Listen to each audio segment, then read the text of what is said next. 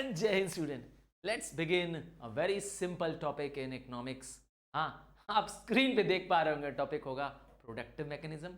नहीं, आप इसको फैक्टर्स ऑफ प्रोडक्शन कह सकते हैं, आप स्टडी कर सकते हैं इनपुट्स ऑफ प्रोडक्शन। चलिए स्टार्ट करते हैं एकदम बेसिक से एंड तक। तो जब हम प्रोडक्शन की बात करते हैं, प्रोडक्टिव मैकेनिज्म की बात करते हैं, तो हम एक ऐसे सिस्टम की बात करते हैं जिससे production of good and services हो रहा है।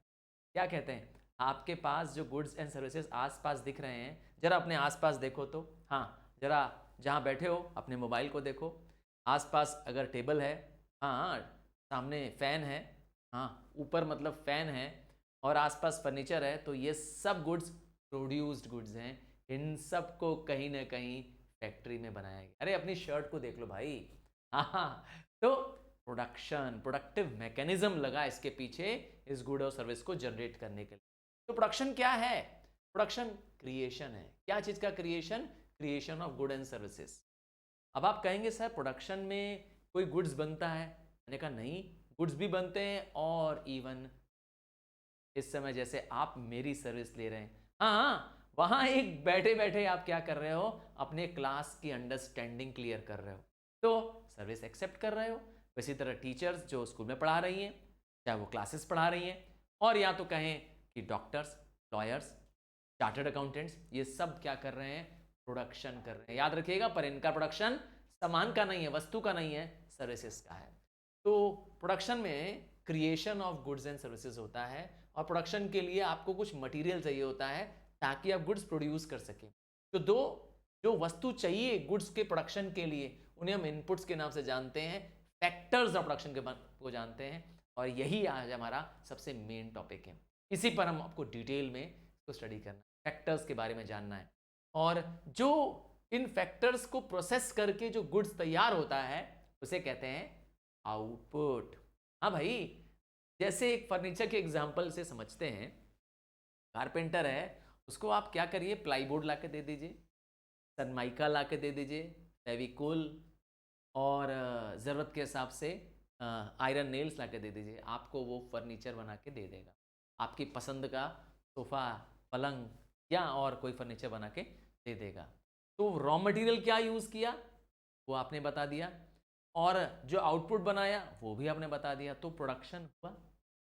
आइए, प्रोडक्शन के लिए कई सारी यूटिलिटीज़ का इस्तेमाल करना पड़ता है।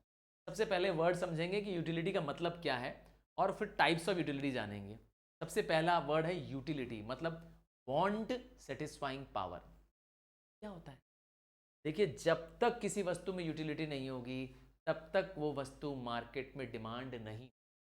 एग्जाम्पल दूं? हाँ, पेंसिल की ज़रूरत है आपको लिखने के लिए, बुक्स में डायग्राम्स बनाने के लिए, तो आप खरीद रहे हैं, तो यूटिलिटी है उसके अंदर। जिस दिन पेंसिल की यूटिलिटी तुम्हारे पास नहीं होगी, आप उसको डिमांड नहीं करोगे। समझ गए ना? तो मार्केट में वही चीज़ बिकती है जिसके अंदर यूटिलिटी होती है। तो यूटिलिटी, हाँ, यूटिलिटी प्रोडक्ट को कौन देता है? ये प्रोडक्शन का, प्रोडक्शन के दौरान यूटिलिटी दे देते हैं। सोचिए गंगा के पार, उस पार खूब सारी रेत पड़ी है, बालू पड़ी है। चलिए ठीक है, वहाँ बहुत सारी पड़ी रहती है, क्योंकि गंगा अपने साथ क्या करती है, रेत ले आती है, सॉइल ले आती है। कोई काम नहीं है, वहाँ पर पड़ी हुई है, पर वो वहाँ से उठ करके जहाँ पे आपकी बिल्डिंग बन रही है, जहाँ पे आपका मकान का कंस्ट्रक्शन चल रहा है, वहाँ दे दी जाए तो यूटिलिटी है। वहाँ पड़ी है, कोई यूटिलिटी नहीं है, वहाँ तो फेंकी पड़ी हुई है, वहाँ तो एकदम दूर दूर तक फैली पड़ी हुई है। पर आपके घर के पास आ जाती है, जहाँ आपका प्रोडक्शन चल रहा है, जहाँ आपका घर बन रहा है, हाँ सीमेंट में मिलानी पड़ती है ना गंगा की बालू, क्या कहते हो? तो हो गई ना यूटिलिटी। चलिए, तो यूटिलिटी में सबसे पहले फॉर्म यूटिलिटी, मतलब होता है शेप चेंज। जैसे कि कारपेंटर का एग्जांपल दिया हुआ है, एक कारपेंटर क्या करता है, वुड को यूज करता है, और वुड से क्या करता है, वुड को शेप दे देता है, आपकी चेयर बना देता है, आपके लिए टेबल बना देता है, सोफा बना देता है। नेक्स्ट आता है प्लेस यूटिलिटी। मैंने बताया कि गुड्स ऐसे भी होते हैं जो जहां पर प्रोड्यूस हो रहे हैं, जरूरी नहीं है वहां पर सारे कंज्यूम हो रहे हो।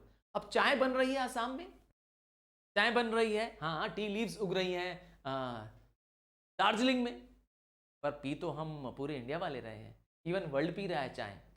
तो वहां से हाँ, प्लेस की यूटिलिटी, समझ गए ना? तो तो प्लेस यूटिलिटी क्या करना होता है, लोकेशन चेंज कर देना होता है। जो एक कंज्यूमर, हाँ जो एक कंज्यूमर कहीं है तो उस तक गुड्स को पहुंचा देना, यह काम भी प्रोडक्शन का ही है। एग्जाम्पल देता है, community in Chennai does not have utility for consumer in Delhi. तो जो जो दिल्ली में कम्युनिटी रखी है उसे चेन्नई तक पहुंचाना है। ध्यान दीजिएगा, ट्रांसपोर्ट कर देंगे तो यूटिलिटी क्रिएट हो जाएगी। नेक्स्ट आता है सर्विस यूटिलिटी। तो मैंने कहा बहुत सारी सर्विसेज आपको मुझको रोज चाहिए। आपको ट्यूशन की सर्विस चाहिए, हाँ भाई, क्लासेस की सर्विस चाहिए, हाँ आप बीमार हैं तो आपको डॉक्टर की सर्विस चाहिए, पापा को टैक्स की रिपोर्ट फाइल करनी है, इनकम टैक्स जमा करना है तो लॉयर, चार्टर्ड अकाउंटेंट, इनकी सर्विसेज चाहिए, तो है ना सर्विसेज। नेक्स्ट है टाइम यूटिलिटी। बहुत सारी चीजें ऐसी हैं जो किसी पर्टिकुलर टाइम पे यूजफुल हो जाती हैं। जैसे एग्जांपल देता हूं कि खूब सारा पोटैटो उग गया, आलू, खूब सारा खेतों में पोटैटो आलू उग गया है, खेत पूरे आलू से भरे हुए हैं, ठीक है। अब इन पोटैटो को क्या करना पड़ेगा, सारा तुरंत तो बिकेगा नहीं, और अगर अभी सारा बेच भी देगा फार्मर तो उसको अच्छे पैसे नहीं मिलेंगे। तो क्या करना चाहिए, इसको कोल्ड स्टोरेज में रख देना चाहिए, हाँ गोडाउन्स में रख देना चाहिए, और जब मार्केट में ज़रूरत हो धीरे धीरे इन आलू के बोरों को निकाल के बाहर बेच देना चाहिए। टाइम, क्या ऐसा सच में होता है मार्केट में? जी हाँ, आप बहुत सारी ऐसी चीज़ें कंज्यूम कर रहे हैं जो पूरा साल भर आपको चाहिए। आलू तुम साल भर खा रहे हो, क्या खेतों में साल भर आलू उगता है? चावल, रोटी तुम साल भर खा रहे हो, क्या साल भर खेतों में चावल उग रहा है? जवाब है नहीं। समझ गया ना? तो टाइम यूटिलिटी का कमाल। तो टाइम यूटिलिटी में सरप्लस गुड्स को हम स्टोर कर लेते हैं, ठीक है, और उस समय जब उसकी नीड होती है, जब वो स्केर्स होता है मार्केट में, तब उसको वहां से ले आते हैं। ऐसा एग्जांपल है एफसीआई का भी। हाँ, फूड कॉर्पोरेशन ऑफ इंडिया जो हमारी एक गवर्नमेंट की बॉडी है, वो क्या करती है, किसानों से उनका स्टॉक खरीद लेती है, किसानों से गेहूं खरीद लेती है, अनाज खरीद लेती है और उसको स्टोर कर देती है, और फिर वहां से क्या करती है, पब्लिक डिस्ट्रीब्यूशन सिस्टम के द्वारा, दैट इज राशन की शॉप्स के द्वारा हर घर तक पहुंचवा देती। जानते ही हैं, बीपीएल फैमिलीज को तो राशन कार्ड के द्वारा एक वेरी लो प्राइस पे फूड ग्रेन्स मिल पाता है। तो टाइम यूटिलिटी है। आइए, अभी तक हमने समझा कि प्रोडक्शन क्या होता है, प्रोडक्शन के अंदर फॉर्म्स ऑफ यूटिलिटी समझी, टाइप्स ऑफ यूटिलिटी समझी। अब हम समझने जा रहे हैं फैक्टर्स ऑफ प्रोडक्शन, जिस पे ये डिटेल्ड चैप्टर है। तो चार मेजर फैक्टर्स ऑफ प्रोडक्शन है, चार फैक्टर्स ऑफ प्रोडक्शन है, लैंड, लेबर, कैपिटल और एंटरप्रेन्योर या एंटरप्राइज। सर ये फैक्टर्स ऑफ प्रोडक्शन का मतलब क्या है? आइए इसी से शुरुआत करते हैं। पहले फैक्टर्स ऑफ प्रोडक्शन का मीनिंग समझेंगे, फिर इनके बारे में। तो फैक्टर्स क्या होते हैं? फैक्टर्स वो होते हैं जो प्रोसेस ऑफ प्रोडक्शन करते हैं, जिनसे प्रोडक्शन होता है। इमेजिन करिए तुमको एक फैक्ट्री खोलनी है, हाँ मैं तुमसे बोल रहा हूं, तुम्हें एक फैक्ट्री खोलनी है। चलो फैक्ट्री खोलनी है, तुम्हें कोई भी चीज, मान लेते हो तुम्हें फर्नीचर की फैक्ट्री खोलनी है, बताओ तुम्हें क्या क्या चाहिए? तो तुम कहोगे सर हमें एक ज़मीन चाहिए, एक लैंड चाहिए जहाँ पर हम फैक्ट्री खोल पाएंगे, लैंड हो गया। तुम्हें लेबर चाहिए, जो, हाँ भाई कारपेंटर चाहिए जो उस फर्नीचर को बनाएगा। तुम्हें ढेर सारा रॉ मटेरियल चाहिए, ढेर सारी मशीनरी चाहिए, टूल्स चाहिए कटिंग फटिंग करने के लिए, कैपिटल चाहिए, पैसा चाहिए इन सबको खरीदने के लिए। और चौथा चौथा चाहिए वो जो इन सबको ले आए, जो कैपिटल भी ले आए, जो जो लैंड भी इकट्ठा करे, जो लेबर्स को भी काम करने पर रखे, उनके साथ बैठे टाइम स्पेंड करे, क्या कहते हैं, प्राइस। अर्थात एंटरप्रेन्योर जो इन सबको ऑर्गेनाइज करे और रिस्क उठाए। ये चार तो चाहिए ही चाहिए। क्या कहते हो? इस चारों के बिना क्या आप कोई फैक्ट्री बना सकते हो? अगर बना सकते हो तो मुझे जरूर बताना, मैं भी इंटरेस्टेड हो रहा हूं जानने के लिए कि ऐसा कौन सा प्रोडक्शन का काम है जिसमें चारों फैक्टर्स ऑफ प्रोडक्शन नहीं लगते हैं। I am ईगरली waiting for your replies. याद रखिएगा, मैं हर एक रिप्लाई को देखना और जानना चाहूंगा। देखते हैं आप में से कौन बताते हैं ऐसा प्रोडक्शन जिसमें इन चारों की जरूरत नहीं पड़ती। तो चार फैक्टर्स ऑफ प्रोडक्शन हैं। याद रखिएगा, जब मॉडर्न इकोनॉमी की बात करते हैं तो इकोनॉमिक्स ने इन फैक्टर्स को भी दो डिवाइड में डिवाइड किया है। हाँ, दो पार्ट में डिवाइड किया है। पहले बात करते हैं लैंड एंड लेबर की, फिर बात करते हैं कैपिटल की। तो कैपिटल कैसे क्रिएट होती है? लेबर से क्रिएट। कैपिटल मतलब होता है प्रोड्यूस्ड ऑफ प्रोडक्शन। इसका मतलब है मशीनरी, इक्विपमेंट्स, हाँ, ये सब पैसा, ये सब कौन बना रहा है? लेबर ही तो बना रहे हैं। समझ गए ना? तो लेबर और लैंड मिल करके क्या करते हैं? कैपिटल क्रिएट करते हैं। याद रखिएगा, एंटरप्रेन्योर ह्यूमन रिसोर्स है। एंटरप्रेन्योर वो व्यक्ति है जो दिमाग लगा रहा है, जो रिस्क उठा रहा है, जो इन सारे फैक्टर्स को एकजुट कर रहा है और प्रोडक्शन का काम कर रहा है। समझ गया ना? इसका मतलब हर एक प्रोड्यूसर एक एंटरप्रेन्योर है। ठीक है? तो लैंड एंड लेबर को माना गया है कि ये प्राइमरी फैक्टर्स ऑफ प्रोडक्शन है। ठीक है? लैंड एंड लेबर को। और कैपिटल और एंटरप्रेन्योर को क्या माना गया है? सेकेंडरी। सेकेंडरी मतलब ये बाद में आते हैं, पहले लैंड और लेबर का होना जरूरी है। बिना लैंड और लेबर के, हाँ दोनों एल हैं, लैंड और लेबर। ठीक है? आइए फैक्टर्स ऑफ प्रोडक्शन के कैरेक्टरिस्टिक्स। तो 4 फैक्टर्स पढ़ लिए, लैंड, लेबर, कैपिटल और एंटरप्रेन्योर, जिसको हम एंटरप्राइज भी कह रहे हैं। तो ये जो फैक्टर्स ऑफ प्रोडक्शन है ये जॉइंटली चाहिए होते हैं। इसका मतलब है कि आप सोचेंगे कि 1 या 2 फैक्टर्स हम प्रोडक्शन कर पाएंगे। मैंने कह दिया नहीं, सोच के देख लो। हाँ, कोई भी प्रोडक्शन के प्रोसेस के बारे में सोच के देख लो, बिना चारों के असंभव है।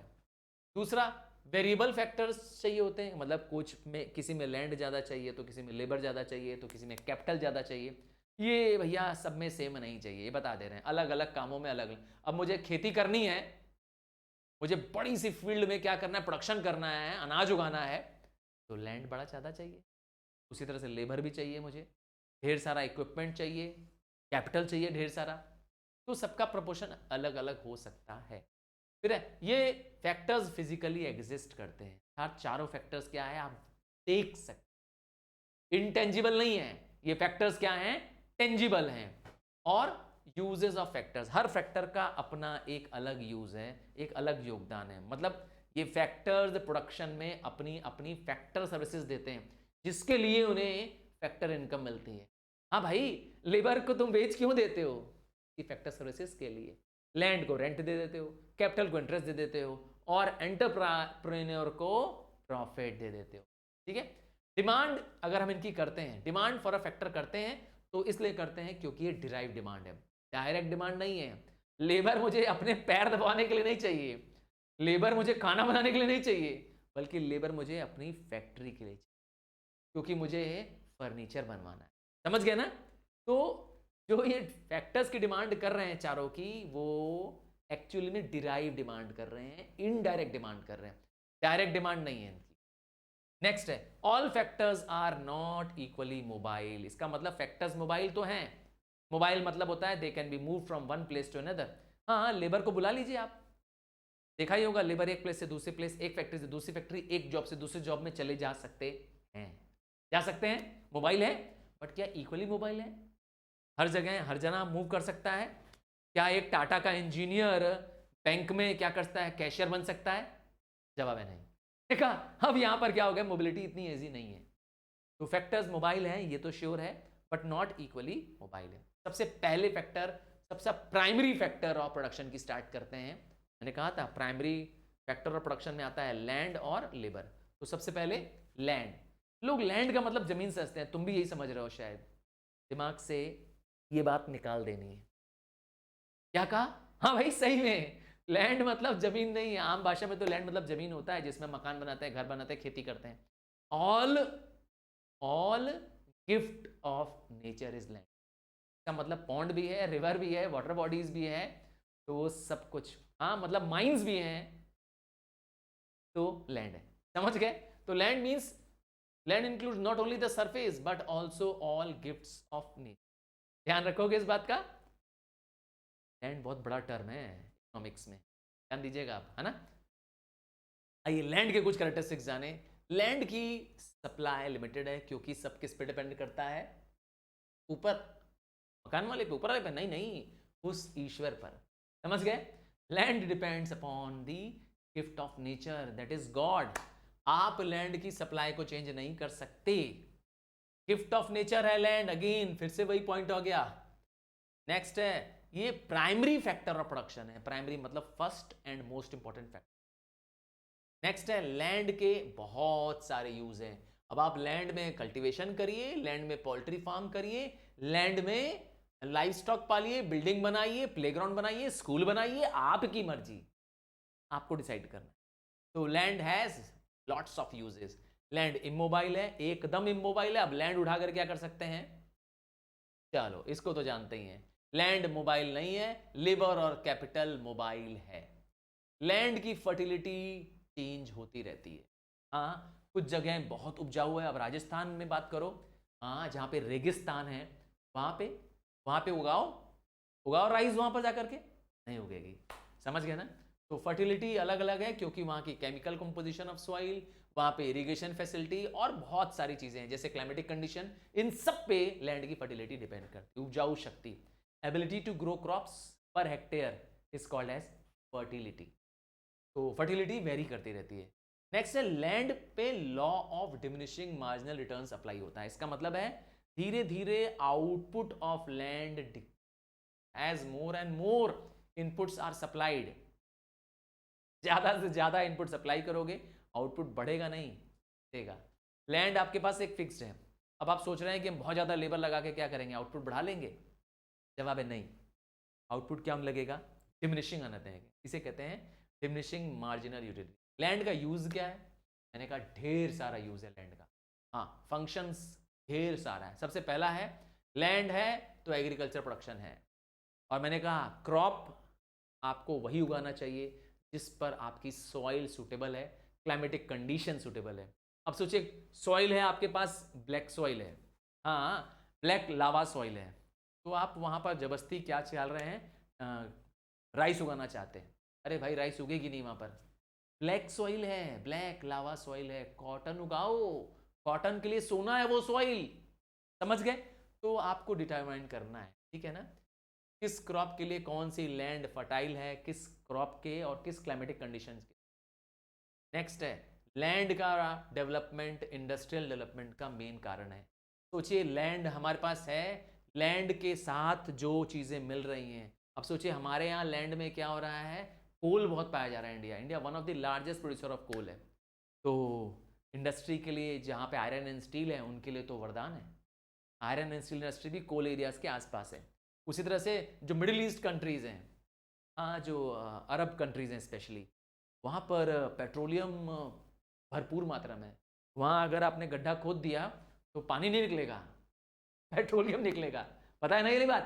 तो इंडस्ट्रियल डेवलपमेंट, हाँ ये मिनरल्स जो है मैंने बताया था, मिनरल भी सब कुछ क्या है, लैंड पे डिपेंड करता है। उसी तरह से सप्लाई ऑफ नेचुरल रिसोर्सेज कहाँ से आ रहा है? मैंने कहा सप्लाई ऑफ नेचुरल रिसोर्सेज भी लैंड से ही आ रहा है। कुछ और इंपॉर्टेंस ऑफ लैंड समझें। लैंड से प्रोडक्टिविटी डिपेंड करता है, लैंड से टोटल आउटपुट डिपेंड करता है, क्योंकि लैंड पे लेबर अप्लाई करते हैं, लैंड पे कैपिटल अप्लाई करते हैं और इनकी मदद से प्रोडक्शन। तो टोटल प्रोडक्शन किस पे डिपेंड करता है? लैंड पे। Again industrial production, agriculture production, repeat हो गया। और तो और देश की इकोनॉमिक ग्रोथ भी लैंड पे डिपेंड करती है। वो कैसे? सोचिए देश का टोटल गुड्स एंड सर्विसेज का सप्लाई इंक्रीज होगा, अर्थात इंडस्ट्रियल प्रोडक्शन इंक्रीज होगा, क्या होगा?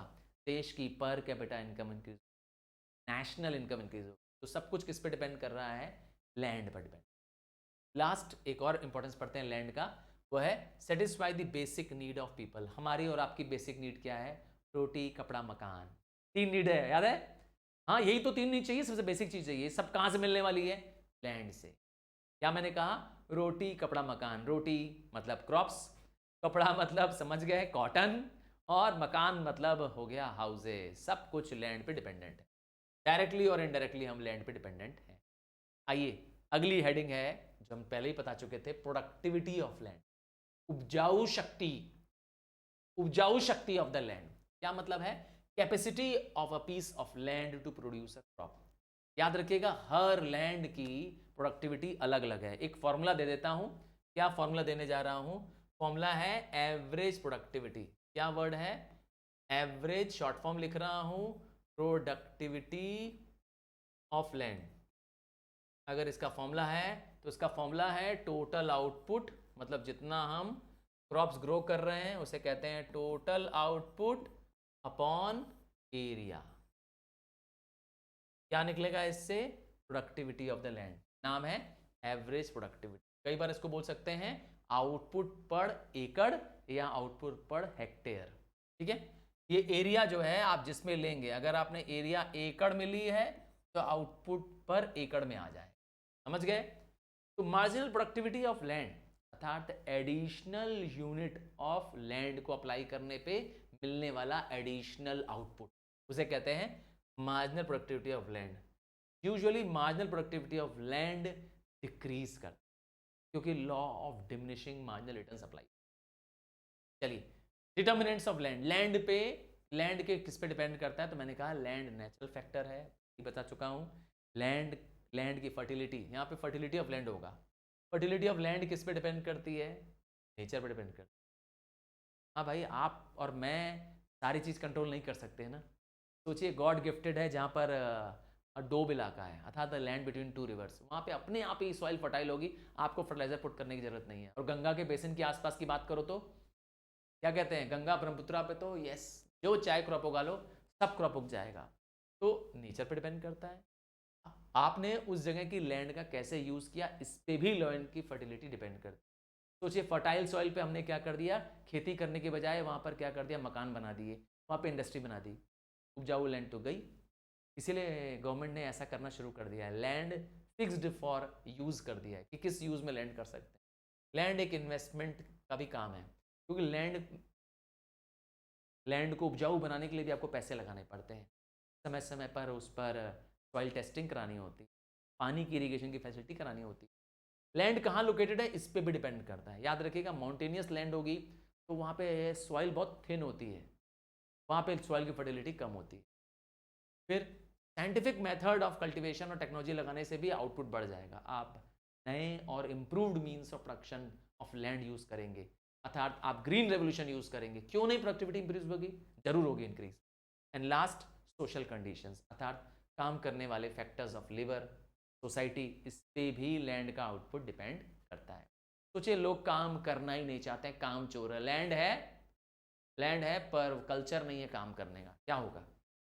लैंड अपने आप तो क्रॉप्स देगी नहीं जब तक आप एफर्ट नहीं लगाएंगे, तो इस पे भी डिपेंड करता है। तो ये सब फैक्टर्स थे determining fertility, productivity of land.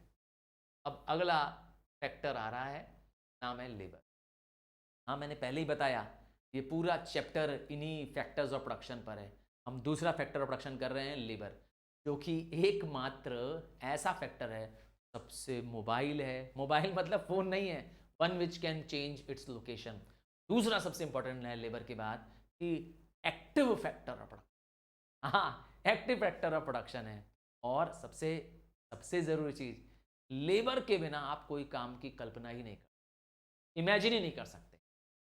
अब तुम कहोगे सर होटल में कहाँ लेबर लगता है? अरे भाई, कुक कौन है, वेटर कौन है? समझ गए ना? लेबर का मतलब ये नहीं कि जो सर पे मजदूरी कर रहा है। आपका टीचर, आपके स्कूल का प्रिंसिपल भी लेबर है।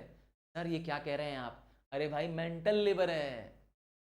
याद रखिए, लेबर का मतलब ये मत सोचिए कि सर पे बस बोझा लेके जा रहा है या कहीं हथौड़ा चला रहा है तो वही जाके लेबर है। नहीं नहीं, ऐसा नहीं है।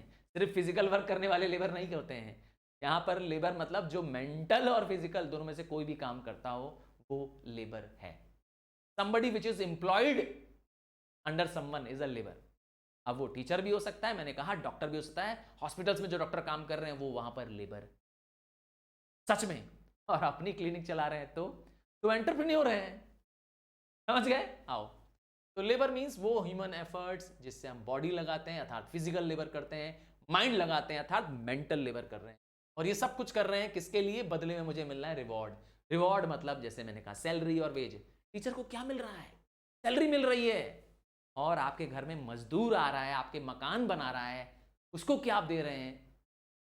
पेज पर डे के हिसाब से देते हैं अर्थात शॉर्ट ड्यूरेशन का होता है, और सैलरी मंथली होती है, एक फिक्स ड्यूरेशन की। चलिए, कैरेक्टरिस्टिक्स ऑफ लेबर। सबसे पहला लेबर का फीचर क्या है? सबसे पहला फीचर है labour can not be separated from the labourer. Labourer से उसकी लेबर ले सकते हो। टीचर को कहोगे मैम आपकी जो टीचिंग है हम ले लेते हैं आज, अब से आप टीचर नहीं है मैं टीचर हूं। क्या संभव है? जवाब है नहीं। एक डॉक्टर से कहो कि आपका डॉक्टरी मैं खरीद लेता हूं, अब आप नहीं मैं डॉक्टर रहूंगा, मैं पेशेंट का इलाज करूंगा। कितने पेशेंट बचेंगे? अब सवाल है ना, ऑपरेशन करोगे तुम तो क्या कहते हो? तुम डॉक्टर के बदले बोलो डॉक्टर मैं डॉक्टर हूं, आपसे छोड़ दीजिए, अब आप डॉक्टर नहीं, पैसा मुझसे ले लीजिए, तो क्या डॉक्टर से डॉक्टरी छीन सकते हो? कभी नहीं। समझ गए? तो a land owner as a person and a land hold by a person can be considered different. क्यों? क्योंकि लैंड ओनर से लैंड ले सकते हो, बट लेबर से, कैपिटल वाले से, व्यक्ति से उसकी कैपिटल ले सकते हो, पूंजी ले सकते हो, बट लेबर से का मेंटल एंड फिजिकल एफर्ट आप नहीं ले सकते। समझ गए ना? चलिए, labour is active factor of production. मैंने पहले ही बताया था, लैंड पैसिव है, कैपिटल पैसिव है, पर लेबर क्या है? एक्टिव है, क्योंकि वह जिंदा है, वो मूव कर सकता है, आपके काम समझता है, सुनता है और आपके अकॉर्डिंग काम करता है। हाँ, लेबर को आप बताइए, वैसा वो काम करेगा, करेगा ना? तो वो एक्टिव फैक्टर। नेक्स्ट है लेबर मोबाइल है, मैंने पहले ही बताया, वो मूव कर सकता है from one place to another, even from one occupation to another. एक काम से दूसरे काम पे भी आप भेज सकते हैं, बशर्ते उसके पास उसकी स्किल होनी चाहिए। लेबर के बहुत सारे यूजेस हैं, अगेन लैंड की तरह labour can be put to many uses, अलग अलग कामों में लगा सकते हैं। आइए, सप्लाई ऑफ लेबर, क्या अलग हेडिंग है।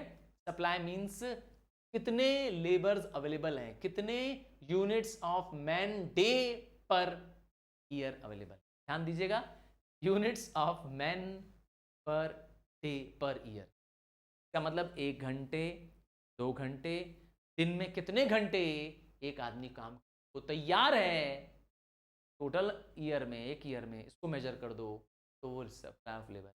नंबर ऑफ तुम लेबर सोच रहे हो, हाँ गिन के आओ, 1 लेबर, 2 लेबर, 3 लेबर, ये सोच रहे हो, तो इसको हेड काउंट बोलते हैं। ठीक है, हमारा मतलब है कि कितने व्यक्ति काम करने को तैयार हैं पूरे साल में, इसको। अब ये किस पे डिपेंड करता है? ये पॉपुलेशन डिपेंड करता है। अब इंडिया कहेंगे बहुत लार्ज पॉपुलेटेड कंट्री है, हाँ लार्जेस्ट पॉपुलेटेड कंट्री है, तो नंबर ऑफ लेबर्स भी ज़्यादा होंगे, ठीक है ना? क्योंकि पॉपुलेशन हाई है तो लेबर की सप्लाई भी हाई होगी। फिर एज पे भी डिपेंड करता है लेबर की सप्लाई, क्योंकि आप एक सर्टन एज को ही क्या कर सकते हैं, काम पे रख सकते हैं, बिलो 14 को नहीं रख सकते। तो इसका मतलब है एज फ्रॉम 15 टू 59, ये क्या है? वर्किंग पॉपुलेशन है, इन्हीं को आप काम पे लगा सकते हैं। बिलो 14, बिलो 15 आप अलाउड नहीं कर सकते, लीगली चाइल्ड लेबर रखना अलाउड नहीं है। और 59 के ऊपर आप एक्सपेक्ट नहीं करते हैं कि वो काम करें, ये अलग बात है कि they have their own choices, आप अपनी मर्जी से 59 के ऊपर काम कर सकते हैं। तो सप्लाई ऑफ लेबर किस पे डिपेंड करता है? इस वर्किंग एज पे डिपेंड करता है। आइए, जैसे लैंड में फर्टिलिटी है, लेबर में क्या है? एफिशिएंसी। लैंड की फर्टिलिटी उसकी उपजाऊ शक्ति बताती है, और लेबर की एफिशिएंसी बताती है उसकी प्रोडक्टिव कैपेसिटी। क्या बताती है? उसकी प्रोडक्टिव कैपेसिटी, कितना वो प्रोडक्शन कर सकता है। 2 लेबर हैं, एग्जांपल से समझाते हैं। एक फैक्ट्री में 2 लेबर हैं, लेबर ए, लेबर बी। लेबर ए 10 फर्नीचर बना लेता है, वही सेम टाइप के 8 फर्नीचर लेबर बी बनाता है, वही सेम टाइम में। लेबर ए 10 बना पा रहा है फर्नीचर, लेबर बी 8 फर्नीचर बना पा रहा है उतने ही टाइम ड्यूरेशन।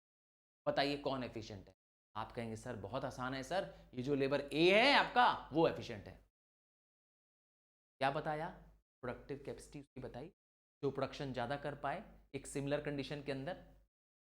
आइए, factors affecting efficiency. Efficiency depend करती है वर्कर्स की एबिलिटी पर, वर्कर्स की काम करने की इच्छा पर। याद रखिएगा, काम जोर जबरदस्ती से आप करवा तो सकते हैं, पर क्या लगता है आउटपुट निकलेगा सही? तुमको जोर जबरदस्ती करके पढ़ाया जाए, नहीं पढ़ना है तुमको, बैठो रहो, दिन भर बैठे रहो, तो क्या होगा? दिमाग में कुछ घुसेगा क्या? पर अगर तुम खुद चाहते हो, अपने मन में बना लिया है कि इस बार मैं अच्छे नंबर ला के रहूंगा, इस बार अपना बोर्ड का रिजल्ट, अपने अपने एग्जाम्स के मार्क्स सुपर लाऊंगा, आपकी इच्छा शक्ति पे आपका प्रोडक्शन डिपेंड करेगा, कि आपकी लर्निंग डिपेंड करेगी। तो इसीलिए the ability and willingness of the workers to work and learn किस पे डिपेंड करता है? उसकी हेल्थ पे। सबसे पहला फैक्टर है हेल्थ पे। तो सबसे पहला फैक्टर है एफिशिएंसी, क्या? हेल्थ। सोचिए एक बीमार है लेबर, अब कितना भी वो यस काम करने में तेज होगा, अगर बीमार है, हाँ हॉस्पिटलाइज्ड है फॉर एग्जांपल, कैसे आउटपुट देगा? आउटपुट तो जीरो रहेगा ही रहेगा। या वो डिसेबल्ड हो गया है, क्या करते हो? काम कर पाएगा ज़्यादा? जवाब है नहीं दे, ठीक है ना। फिर डिपेंड करता है उसकी लिटरेसी पे। लिटरेसी मतलब क्या वो एजुकेटेड है, क्या वो अपने आप को और बेटर करना चाहता है, और क्या वो ट्रेनिंग लेने को तैयार है। याद रखिएगा, training will impart you skills necessary for the job. अब आप किसी काम के स्किल्स ले लेते हो, किसी काम को सीख लेते हो, तो उसको पहले से और बेटर कर, इसीलिए हमेशा समय पे समय क्या करना चाहिए, अपने आप को अपग्रेड करते रहना चाहिए। समझ गया ना। तो ट्रेनिंग से भी क्या होता है, वर्कर की एफिशिएंसी इंप्रूव हो जाती है। और एफिशिएंसी किस पे डिपेंड करती है? क्लाइमेट पे डिपेंड करती है। हाँ, जैसे अगर क्लाइमेट में बहुत ज़्यादा गर्मी, बहुत ज़्यादा गर्मी, पसीना है, बहुत पसीना है, तो वर्कर एफिशिएंसी डाउन हो जाएगी। सर वो कैसे? सर एफिशिएंसी डाउन क्यों हो जाएगी? ये जब वो बहुत ज़्यादा हॉट एंड ह्यूमिड क्लाइमेट में रहेगा, तो बॉडी क्या करेगी, स्वेट करती रहेगी, और बॉडी का वर्किंग कंडीशंस क्या होगा, इतना नहीं हो पाएगा, और बहुत ज़्यादा हार्ड वर्क नहीं कर पाएगा वो। तो इसका मतलब कैसा क्लाइमेट चाहिए? मॉडरेट चाहिए। इसका कोल्डर क्लाइमेट चलेगा, बट एक्सट्रीम कोल्ड नहीं चलेगा, ठीक है। इस पे भी काम पे एफिशिएंसी डिपेंड करती है। अच्छा, काम का एक हेल्दी एनवायरनमेंट, कंड्यूसिव एनवायरनमेंट भी आपकी काम की एफिशिएंसी इंप्रूव कर। आप जहां काम कर रहे हैं, हाँ, जहां व्यक्ति काम कर रहा है, तो काम की जगह कैसी मिली है? हाँ, लोग जो हैं वह बहुत अच्छे मिले हैं, बॉस उनकी बात सुनते हैं, कोलीग्स भी सपोर्ट करते हैं, तो ऐसे जगहों पे प्रोडक्शन अपने आप बेहतरीन होना। हाँ हाँ, क्योंकि वहां पर सब लोग मिलकर काम करेंगे ना। नेक्स्ट है मोबिलिटी ऑफ लेबर, अर्थात लेबर की ability to move easily and quickly, not only from one place to another, but from one occupation to another.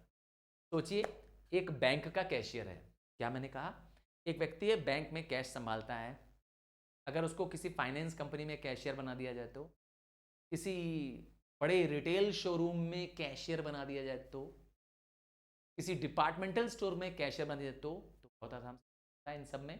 तो it can move from one job to another, same profile पे काम कर रहा है, ध्यान दिया आपने।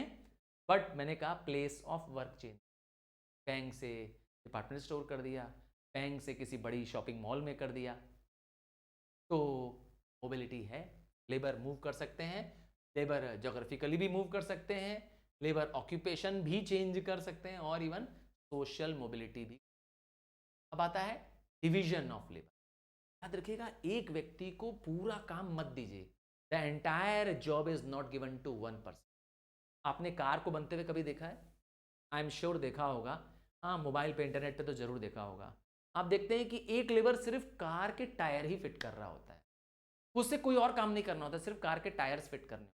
वही दूसरा लेबर क्या करता है, कार में जो ग्लासेस लगने वाले होते हैं सिर्फ उसको फिट कर, कोई उसमें सिर्फ एसी ही सेट कर रहा है, कोई उसमें सिर्फ क्या कर रहा है, इसमें बल्ब्स लगा रहा है, कोई उसकी सिर्फ वायरिंग कर रहा है। तो क्या है ये? पूरे जॉब को, पूरे काम को स्मॉल स्मॉल टास्क में ब्रेक कर दिया, and that task is done by one. और जब वो काम बार बार बार बार बार बार करेगा, इमेजिन करिए, वो काम में एफिशिएंट हो जाएगा कि नहीं हो जाएगा? जरूर हो जाएगा। That is what is efficiency.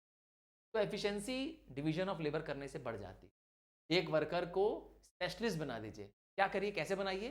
पूरा काम उसको मत दीजिए, हाँ, पूरा काम मत दीजिए, उस काम का एक छोटा सा हिस्सा दे दीजिए जो उसको बार बार करना। नतीजा क्या हो जाएगा? क्वालिटी ऑफ वर्क इंप्रूव होगा, क्वांटिटी ऑफ वर्क भी बहुत इंप्रूव। चलिए, अगला टॉपिक है कैपिटल। तीसरा फैक्टर आ गया, लैंड और लेबर को मैंने कहा था प्राइमरी फैक्टर ऑफ प्रोडक्शन, पर कैपिटल क्या है? Secondary factor. क्योंकि कैपिटल अपने आप काम नहीं कर सकती। कैपिटल का मतलब पूंजी है आम भाषा में, कैपिटल का मतलब है प्रोड्यूस्ड मींस ऑफ प्रोडक्शन है, और कैपिटल का मतलब वो सारे रिसोर्सेज हैं जो प्रोडक्शन के लिए चाहिए।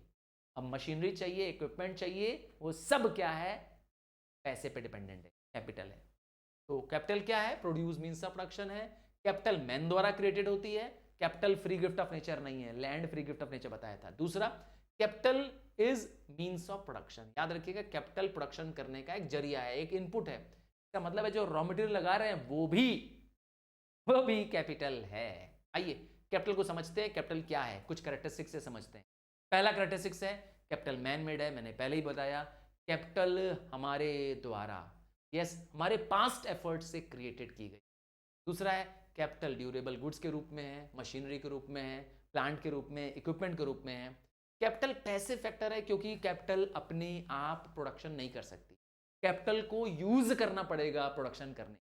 आपकी तिजोरी में 10 लाख रुपए बंद पड़े हुए हैं, कैपिटल नहीं है वो, कैपिटल नहीं है वो, क्योंकि वह आपको पैसे कमा के नहीं दे रहा है, क्योंकि वो तो तिजोरी में बंद है। पर इस पैसे को आपने क्या कर दिया, अपने बिजनेस में एक फैक्ट्री डालने में लगा दिया, तो ये पैसा कैपिटल बन जाएगा। कैपिटल की सप्लाई इलास्टिक है, अर्थात कैपिटल की सप्लाई इंक्रीज या डिक्रीज कर सकते। हाँ भाई, बैंक से लोन ले लो, अपने फैमिली मेंबर से लोन ले लो, शेयर बेच दो, तो कैपिटल की सप्लाई तो चेंज की जा सकती है, बढ़ाई घटाई जा सकती है। कैपिटल मोबाइल है, अगेन लेबर की तरह, कैपिटल को आप चेंज कर सकते हैं from one location to another. आप जो काम कर रहे थे उस पर आप सेटिस्फाइड नहीं है, उस बिजनेस को बेच करके पैसा निकालिए, दूसरे बिजनेस में लगा दीजिए, सिंपल। क्या है? कैपिटल मोबाइल है, कैपिटल मूव कर सकता है from one occupation to another, from one place to another, like labour. पर लेबर व्यक्ति था, लिविंग फैक्टर था, कैपिटल लिविंग फैक्टर नहीं है, जिंदा नहीं है कैपिटल, याद रखिए, ठीक है ना। अब आता है कैपिटल का फॉर्मेशन। अगर आपको पूंजी निर्माण करना है तो सबसे पहला काम है क्रिएशन ऑफ कैपिटल। एक दिन में क्रिएट नहीं होती है, बल्कि चेंज इन स्टॉक से कैपिटल पैदा होती है। सर समझ में नहीं आया, आओ अभी समझाते हैं कैपिटल कैसे बनती है। 3 स्टेज चाहिए कैपिटल बनाने के। अगर तुम भी बड़े बनना चाहते हो, रिचेस्ट आदमी बनना चाहते हो, दुनिया में जितने भी बड़े इंडस्ट्रियलिस्ट हैं, बड़े रिच पर्सन्स हैं, वो इसी तरीके से बने। नहीं मालूम है? आइए बताते हैं। पहला तरीका है सेविंग्स करना आना चाहिए। आप सारे पैसे अपने मत उड़ा दीजिए, जो आपके पास है, आपकी कमाई है, चाहे आपके इनकम है, चाहे आपके पास सेविंग्स है, तो बचा कर रखिए। सेविंग्स को कैपिटल में कन्वर्ट करना, ये याद रखिएगा। इंडिविजुअल को सेविंग को जो कर रहा है, हम सिर्फ उसकी बात नहीं कर रहे हैं, टोटल सेविंग की बात कर रहे हैं। दूसरा है सेविंग्स को मोबिलाइज करिए, रखना नहीं है सेविंग्स को, मतलब तिजोरी में बंद करके रखना नहीं है, बल्कि उसको मोबिलाइज करना। तो आपके पास हो सकता है बहुत हाई इनकम है, अगर एक पर्सन क्या करे, सेविंग को डिपॉजिट ना करे, बल्कि अपने पास रख ले, अपनी तिजोरी में बंद कर दे, तो वो और आगे रिच नहीं। इट इज़ बेटर कि सेविंग को क्या करिए, मोबिलाइज करिए। सेविंग को किसी फाइनेंशियल इंस्टीट्यूशन, किसी अदर इंस्टीट्यूशन या कैपिटल मार्केट में लगा दीजिए। अगर आपको म्यूचुअल फंड्स के बारे में मालूम है, शेयर मार्केट के बारे में मालूम है, आपको बैंक्स के बारे में मालूम है, आप वहाँ जाइए, लगा दीजिए, ताकि वह पैसा आपको और पैसा कमा के दे। नाम है मोबिलाइजेशन। और लास्ट में जब सेविंग्स बड़ा अमाउंट बन जाए, एक सर्टन इंटरवल बाद ये पैसा बहुत बड़ा पैसा बन जाएगा, तब आप इसको क्या करिए, अपने प्रोडक्टिव एसेट्स खरीद लीजिए। क्या करिए, इस सेविंग्स को इन्वेस्टमेंट में कन्वर्ट कर दीजिए, बैंक से निकाल करके किसी इन्वेस्टमेंट वाले एसेट में लगा दीजिए। कोई मशीनरी, कोई बिल्डिंग, कोई लैंड लगा दीजिए, खरीद लीजिए इस पैसों से, ताकि आप और असेट्स खरीद सके। प्रोसेस रुकने वाला नहीं है, ये नेवर एंडिंग प्रोसेस है, याद रखिएगा। ऐसा नहीं है कि आपने लैंड बिल्डिंग खरीदा और सो गए जाके तकिया लगा के, नहीं, इसका आप यूज करिए अपने बिजनेस में, और इससे और पैसा जनरेट करिए, फिर सेविंग्स पैदा करिए, फिर मोबिलाइजेशन करिए, और फिर capital formation, on and on process. समझ गए ना? इसीलिए अमीर आदमी अमीर है, समझ गए ना? इसीलिए मुकेश अंबानी अमीर हैं, रिलायंस अमीर है, याद रखिए। Reason for the slow rate of capital formation, हमारे भारत में कैपिटल फॉर्मेशन, पूंजी निर्माण स्लो क्यों है? सबसे पहला रीजन है हमारे पास सेविंग कम। हमारे यहाँ एबिलिटी टू सेव कम है, मतलब सेव करना लोग नहीं, क्यों नहीं करना चाहते हैं? क्योंकि पैसा नहीं लोगों के पास। पहली बात है, कमाई कम है तो बचत कम है तो सेविंग कहाँ है? सेविंग ही नहीं है तो इन्वेस्टमेंट नहीं हो तो कैपिटल फॉर्मेशन। समझ गया ना? तो हमारे यहाँ प्रॉब्लम है एबिलिटी टू सेव। दूसरी है हमारी विलिंगनेस टू सेव, हम चाहते ही नहीं है, हमारे अंदर की इच्छा नहीं है। हम लोग सोचते हैं जो आज कमाया सब आज उड़ा दो, है ना, कल क्या देखा है, आज ही मस्ती कर लो सारे पैसे की। क्या आप भी ऐसा सोचते हैं कि जो मिला है आज उड़ा लो, आज मस्ती कर लो, कल का कल देखा जाएगा? यही माइंडसेट क्या कर रहा है, आपको सेविंग नहीं करने दे रहा। समझ गया ना? तो लोग ऐसा सोचते हैं, क्या सोचते हैं कि सब कुछ आज कर लो, सब कंजम्पशन आज कर डालो, सारे पैसे आज उड़ा डालो। और क्या समस्या है सेविंग ना होने का? इनसफिशिएंट मोबिलाइजेशन ऑफ सेविंग को कहाँ मोबिलाइज करें, ये लोगों को पता नहीं है। सेविंग है, पैसे बचत हो रही है, पर मैंने कहा तिजोरी में रखा है, वो सेविंग मोबिलाइज नहीं है।